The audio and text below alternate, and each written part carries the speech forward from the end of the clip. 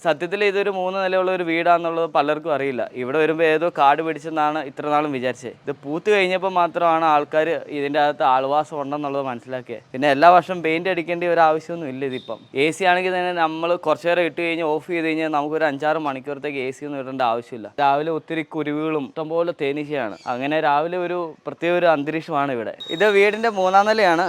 ഇത് മണിമുല്ല എന്ന് പറയുന്ന ചെടിയാണ്. ഇത് വെച്ചപ്പോൾ ഇത് മണിമുല്ലയാണെന്നോ ഇത്രയും പൂക്കുന്നൊന്നും എനിക്കറിയില്ലായിരുന്നു. പക്ഷേങ്കിൽ ഇതിപ്പം വെച്ചിട്ട് ഓൾമോസ്റ്റ് 2 വർഷം കഴിഞ്ഞ വർഷം ഇത് നന്നായിട്ട് പൂത്താണ്. ഡിസംബറിലാണ് ഇത് പൂത്തത്. അതുപോലെ ഒരു 5 ദിവസം നിന്നുള്ളൂ. ഈ വർഷം നമുക്കൊരു 2-3 ദിവസം നിന്നതിന് ശേഷം വീണ്ടും പൊഴിഞ്ഞു.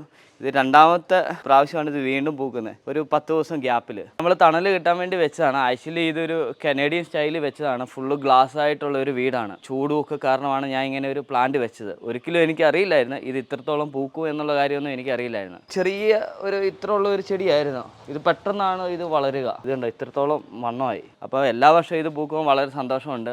ഇവിടെ എല്ലാവരും കാറൊക്കെ നിർത്തി, ഇത് റോഡാണ്, അന്നേരം കാറൊക്കെ നിർത്തി എല്ലാവരും തന്നെ ഫോട്ടോയും വീഡിയോ ഒക്കെ എടുത്തിട്ടാണ് പോകുന്നത്. പിന്നെ എല്ലാവരും ചോദിക്കുന്നുണ്ട് എന്താണെന്നുള്ള ഏത് ചെടിയാണെന്നുള്ളത് എല്ലാവരും തന്നെ ചോദിക്കുന്നുണ്ട്. ഇത് എറണാകുളം ഡിസ്ട്രിക്റ്റിൽ എടപ്പള്ളിയാണ്. എടപ്പള്ളിയിൽ അഞ്ചുമന ടെമ്പിളിൻ്റെ ബാക്കിലാണ് നമ്മുടെ ഈ വീട് വരുന്നത്. ഞാൻ വന്നിട്ട് ലിയോ ലോറ സലൂണിൻ്റെ ഓണറാണ്. അന്നേരം ബിസിനസ്സൊക്കെ ആയിട്ട് നമ്മൾ ഭയങ്കരമായ ടെൻഷനും കാര്യങ്ങളും ഒക്കെ അനുഭവിച്ചിരിക്കുമ്പോൾ ഇതുപോലെയുള്ള കാര്യങ്ങൾ കാണുമ്പോൾ നമുക്ക് വളരെയേറെ സന്തോഷമുണ്ട്. ശരിക്കും ഞാൻ കാഞ്ഞിരപ്പള്ളിക്കാരനാണ്. അപ്പോൾ അവിടുന്ന് ഇവിടെ വന്നിട്ട് ഇങ്ങനെ ഒരു കാർഡ് ഉണ്ടാക്കി വെച്ചതിൽ വളരെയധികം ഹാപ്പിയാണ്.